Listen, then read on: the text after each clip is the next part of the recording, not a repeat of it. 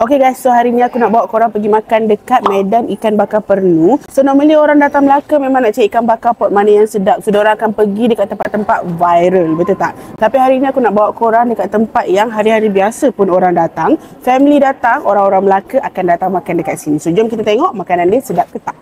Alright, so yang first aku akan makan dia punya sotong celup tepung tapi dia buat dengan kuah salted egg. Untuk sotong dia punya perapan dengan tepung dia tu pun dah ada sedikit spicy dan masin, which is so good.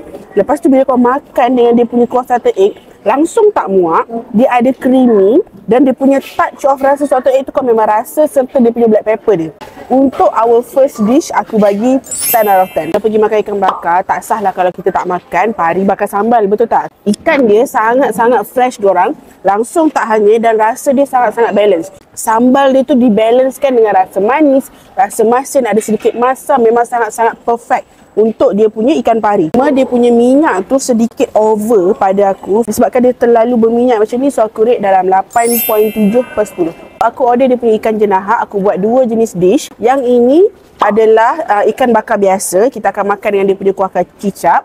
Dan yang ini pula dia punya ikan jenahak masak 3 rasa. As korang boleh tengok, dia punya daging ikan dekat sini memang sangat-sangat fresh semuanya. Bila aku makan dengan dia punya kuah tu, kan dia 3 rasa. So dia punya manis, masam dan masin dia tu well balanced dekat dalam mulut. Okay, cuma if dia pedas sikit, then I will give it a perfect rate. So disebabkan dia kurang pedas, aku akan rate dia 9.2/10. Kita akan rasa ikan sahaja dulu sebelum aku cecah dengan dia punya kuah kicap. Ikan dia as ikan itself, dia macam tak berasa. Nah, dia memang rasa ikan lah. Dia rasa fresh, rasa lemak ikan. Cuma dia tak ada masin ke apa semua, tak ada. If only kuah kicap ni dia buat pedas sikit, then okay, perfect. Bila kita makan dengan kuah kicap tu, dia punya pedas dia tak berapa kick. So untuk menu ni aku bagi 8/10. Kan dekat kedai ikan bakar, mestilah kita nak makan nasi lemak dia kan. So dia memang nasi dengan sambal saja. Kita rasa dulu. Dia punya rasa aroma nasi lemak tu memang sampailah dia punya cerita dia. Dan sambal dia pedas. Untuk nasi lemak dia, aku rate 9/10.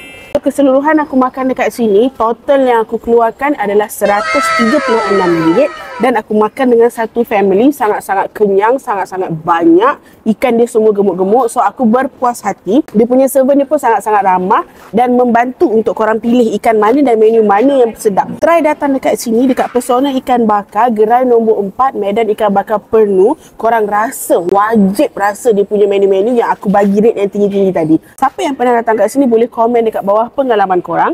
Siapa yang tak pernah datang, save video aku. Bye!